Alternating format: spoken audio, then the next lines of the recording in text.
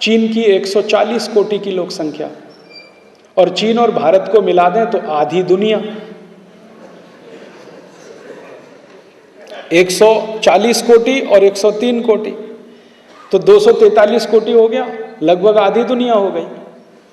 और फिर हमारे पड़ोसी देशों को देखें, इंडोनेशिया 18 कोटि का देश, पाकिस्तान 14 कोटि का देश, 18 कोटि के यूरोप में कोई देश नहीं है। मैंने आपसे कहा ना, यूरोप का सबसे बड़ा देश है जो ब्रिटेन और फ्रांस और जर्मनी 6-6, 7-7 कोटि से नीचे के हैं, लेकिन एक ही देश है 18 कोटि का, इंडोनेशिया, फिर मलेशिया, फिर फिलीपींस, फिर थाईलैंड, फिर ये सब देश। तो ये सब जो एशिया के देश हैं, अगर एशिया को इकट्ठा कर लिया जाए तो ये दुनिया का, एशिया और अफ्रीका, अफ्रीका के देश देखो, नाइजीरिया 19 कोटि का देश, सूडान, लीबिया 12-13 कोटि के देश, और नीचे आ जाइए साउथ अफ्रीका 11 कोटि का देश। तो ये अफ्रीका और एशिया के देशों को अगर इकट्ठा कर दिया जाए तो 3/4 दुनिया तो यही है। और यही 3/4 दुनिया के बाजारों में यूरोप और अमेरिका का माल ज़्यादा से ज़्यादा बिकना चाहिए। ये इसके ऊपर टैरिफ बैरियर ना लगाएं, क्वांटिटेटिव रिस्ट्रिक्शन ना लगाएं, ये 1986 में यूरोप और अमेरिका की सरकारों ने आपस में बैठ के तय किया कि हम कुछ ऐसा कदम उठाएं ताकि हमारे माल पर कोई रोक टोक ना लगे, इन देशों में आसानी से जाए। तो इसके लिए इन्होंने बोलना शुरू किया कि गैट के नियम चेंज करो, गैट के कानून चेंज करो, नियम चेंज करो, पुराने हो गए हैं, 30 साल पुराने हो गए, 35 साल पुराने हो गए, 40 साल पुराने हो गए। नियम कभी बने थे? 1948 में, और बात शुरू हो गई 1986 में। तो इन्होंने बोलना शुरू किया बहुत पुराने हो गए, बदल करो बदल करो बदल करो। तो गैट में आपस में मिलके एक तय कर लिया कि हम अब पुराने नियम बदलेंगे। तो पुराने नियम बदलेंगे तो नए नियम बनेंगे, तो नए नियम बनाने के लिए एक समिति बनाओ। तो एक समिति बनाई गई, उस समिति का अध्यक्ष एक व्यक्ति को बनाया गया, उसका नाम था आर्थर डंकल। वो उस समिति का अध्यक्ष बना और उसने अपने समिति में काम करने के लिए 20-25 लोगों को चुन लिया कि ये मेरे साथ काम करेंगे। तो वो समिति बन गई, समिति ने काम शुरू किया। समिति ने 1986 में जब ये काम शुरू किया तो दुनिया के सभी देशों के लिए एक प्रस्ताव बना दिया, एक ड्राफ्ट बना दिया। उसी का नाम हो गया डंकल ड्राफ्ट। बाद में उसका नाम हो गया गैट एग्रीमेंट, और 1 जनवरी 2005 से उसका नाम हो जाएगा WTO एग्रीमेंट। जब ये लागू होगा तो अब इसका नाम होगा WTO एग्रीमेंट। ये 3 पड़ाव इसके थे। पहले ये था गैट करार, उसके पहले था डंकल प्रस्ताव, अब हो जाएगा WTO एग्रीमेंट। तो ये जो प्रस्ताव बना आर्थर डंकल के द्वारा, इसमें बाद में कुछ और भी जोड़ हुआ, कुछ घटाव हुआ, तो प्लस माइनस होता रहा। अभी ये फुल फ्लेज होके आ गया है और वही मेरे हाथ में है जो मैं आपसे बात करने जा रहा हूँ। ये जो इन्होंने बना दिया है प्रस्ताव, यूरोप और अमेरिकी देशों के सरकारों के कहने पर आर्थर डंकल और उसके सहयोगियों ने जो प्रस्ताव बना दिया है, इसमें लगभग 2000 शर्तें हैं। और इसकी शर्तें बड़ी विचित्र विचित्र हैं, आप सुनकर आश्चर्य करेंगे। इस प्रस्ताव पर हस्ताक्षर भारत सरकार ने किया 15 दिसंबर 1994 को। भारत के बाद इस पर हस्ताक्षर किया अमेरिका ने। हाँ, एक बात जो किसी के ध्यान में नहीं है, गैट करार पर, डंकल प्रस्ताव पर, WTO एग्रीमेंट पर भारत सरकार ने पहले हस्ताक्षर किया है, अमेरिका ने उसके बाद किया है। और अमेरिका के बाद यूरोप के देशों ने किया है। सबसे बाद में इस पर हस्ताक्षर करने वाला सबसे बड़ा देश है चीन। चीन ने अभी मुश्किल से 2 साल पहले इस पर हस्ताक्षर किया है। भारत ने तो 1994 में किया, अमेरिका ने 1995 में किया, यूरोप के देशों ने 1996 के बाद में किया। अच्छा, आपके मन में प्रश्न आ सकता है कि भारत ने पहले हस्ताक्षर किया, अमेरिका ने बाद में क्यों किया? अमेरिका के मन में पहले से एक बहुत बड़ी साजिश थी, योजना थी, चोरी करने की, बेईमानी करने की। इसलिए उसने भारत को पहले प्रेशराइज किया, तुम हस्ताक्षर कर दो। जब भारत की ओर से यह बात अमेरिका की तरफ कही गई कि भाई आप भी तो करो, तो उन्होंने कहा हम तो कर देंगे, तुम पहले कर दो। हाँ, हम तो कर देंगे।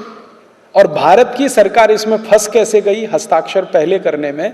आप याद करिए 1991 में भारत में जब सरकार बनी थी तो भारत की आर्थिक हालत बहुत खराब थी। इतनी खराब हालत थी कि हमारे देश का सोना गिरवी रख के हमने कर्ज लिया था बैंक ऑफ इंग्लैंड से। 47 मीट्रिक टन हमने सोना गिरवी रखा था बैंक ऑफ इंग्लैंड में। 1 मीट्रिक टन में 1000 किलो होता है, 47,000 किलोग्राम सोना हमने गिरवी रखा था। 1 किलो सोना लगभग इस समय 7 लाख रुपए के आसपास है। आप कल्पना कर सकते हैं हमने कितना देश का धन गिरवी रखा था। हालत बहुत खराब थी, हमने कर्जा लिया था, सोना गिरवी रखा था। उसी समय अमेरिकी और यूरोपियन देशों को मौका मिल गया। मौका क्या मिल गया, हमने इन देशों की तरफ भी हाथ फैलाया था कर्जे के लिए। तो इन्होंने कहा तुमको कर्जा चाहिए तो गेट करार साइन कर दो, पहले WTO साइन कर दो। तो भारत सरकार को कर्जे के लालच में फंसाकर इन्होंने ये हस्ताक्षर पहले करा लिया। अच्छा, मजे की बात क्या हुई, एक और इंटरेस्टिंग बात जो शायद आप नहीं जानते, जैसे ही भारत ने हस्ताक्षर किया दुनिया के 77 देशों ने अगले ही दिन हस्ताक्षर कर दिया। हाँ, 77 देशों ने अगले ही दिन कर दिया। भारत ने 15 दिसंबर को किया 1994, 16 दिसंबर 1994 को दुनिया के 77 देशों ने हस्ताक्षर किया। ये देश कौन थे, Indonesia, Malaysia, Philippine, Sri Lanka, Bangladesh, Pakistan, Nigeria, Kenya, Somalia, Ethiopia, south Africa, ये सब देशों ने किया। जब इन देशों से ये पूछा गया कि तुमने हस्ताक्षर क्यों किया, तो उन्होंने कहा जी भारत ने किया तो हमने कर दिया। हाँ, बिल्कुल स्पष्ट उनका यही कहना था, जी भारत ने किया तो हमने कर दिया। तो भारत ने क्या किया और तुमने क्यों किया, तो वो कहते थे जी भारत सरकार ने किया है तो कुछ सोच समझ के ही किया होगा, हमको इसमें सोचने की भी फुर्सत नहीं है, जरूरत भी नहीं है। अच्छा, इन सब देशों ने ये जो कहा इसमें उनका कोई दोष नहीं है। कारण क्या है कि ये जो 77 देश थे ना, इनका लीडर था भारत। हाँ, ये देशों को दुनिया में कहा जाता है G77। तो ये जो G77 थे, इनका था लीडर भारत। 94 में भारत G77 का अध्यक्ष था, प्रेसिडेंट था। तो जब प्रेसिडेंट ने साइन किया तो नीचे मेंबर तक सबने साइन कर दिया। इन्होंने ना सोचा ना विचारा कि हमको क्या होगा, हमको क्या होगा, हमको क्या होगा। उन्होंने क्या कहा, जो भारत को होगा वो हमको होगा, ऐसा हो गया। बाद में G77 के देशों के कुछ लोगों ने जब इसको देखना, पढ़ना, समझना शुरू किया तब उनको लगा कि ये तो बहुत बड़ा धोखा हो गया। और अब यही G77 में 25-26 ऐसे देश हैं जो गेट को रद्द करने के लिए अभियान चला रहे हैं। उनमें एक है सोमालिया, एक है इथियोपिया, वेस्ट इंडीज बहुत छोटा सा देश है, देश नहीं कहना चाहिए, द्वीपों का समूह है वेस्ट इंडीज। वो बहुत बड़ा अभियान चला रहा है, गेट को रद्द होना चाहिए। और लास्ट कॉन्फ्रेंस जब हुआ था गेट का तो सबसे बड़ा विरोध उन्होंने ही किया था, वेस्ट इंडीज के प्रतिनिधियों ने।